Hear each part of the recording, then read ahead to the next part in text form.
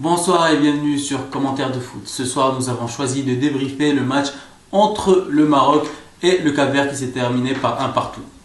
On a remarqué d'emblée que les Marocains n'étaient pas très agressifs dans le travail du man marking. Très première intention dans les transmissions, beaucoup de précipitations, ce qui leur a fallu des pertes de balles et ils ont été vite contrés.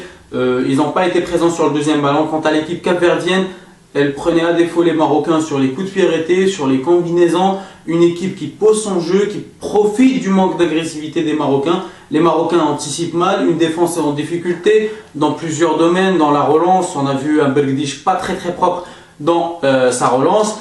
Dans la communication, on a vu la communication entre Benatia et Shakir, l'arrière droit. Ça passait pas, des fois ils se comprenaient pas. Mais surtout Shakir.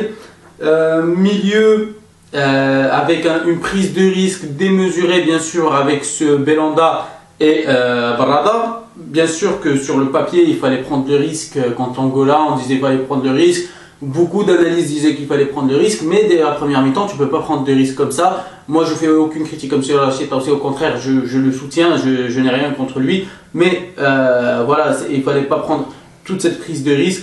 Dès le début du match, ces changements on pouvait les voir après la deuxième mi-temps. Un ascendant dans le milieu de terrain sur les Marocains pour les Capverdiens, notamment quand il y a un joueur qui se trouve derrière le dos des milieux de terrain, parce qu'on ne faisait pas le travail de la récupération.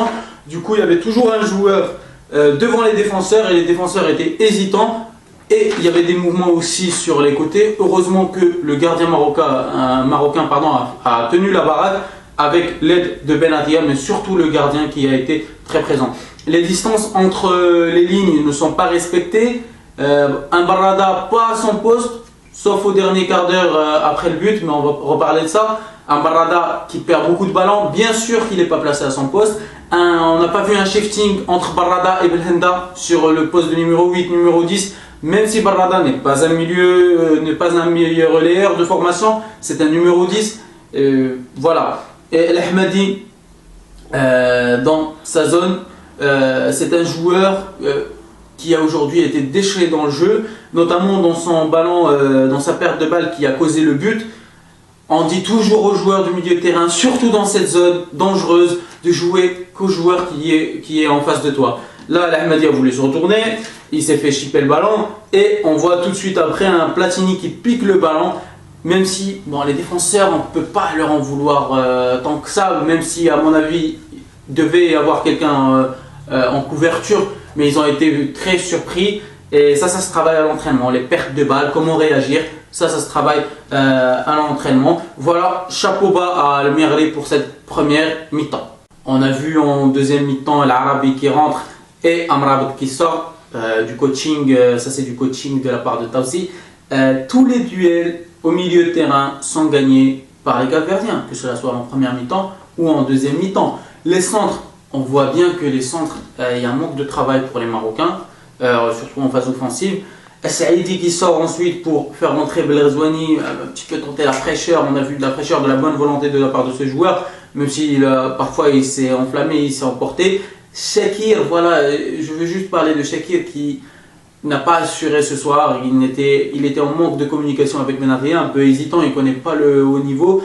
De même pour Belgdish qui connaît le haut niveau avec Lens, mais il n'est pas encore très mature dans son jeu, peu expérimenté.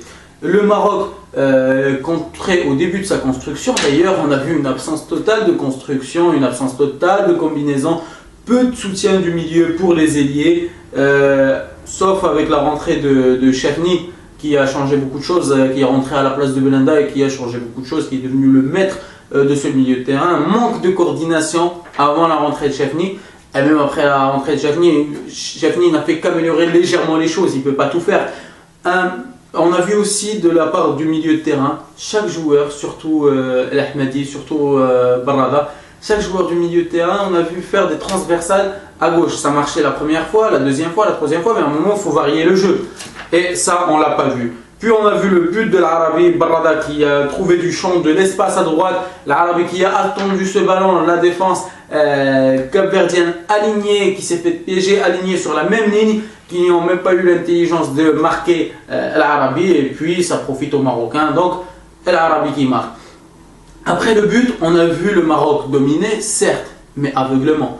On n'a pas su poser le jeu. Des fois, on s'est trop livré, on a eu tort. D'ailleurs, heureusement que l'entraîneur capverdien a fait sortir un attaquant pour faire rentrer Guy Ramos qui n'est pas un attaquant. Donc là, on a eu un petit peu de chance, un coaching qui n'était pas très intelligent. Voilà, et sans une stratégie, on a vu sur le dernier quart d'heure qu'il y avait les bases pour faire quelque chose, qu'il y avait un chef, qu'il y avait des choses pour aller défier cette équipe de l'Afrique du Sud. Ils sont prenables, c'est pas mission impossible, même s'ils sont à domicile.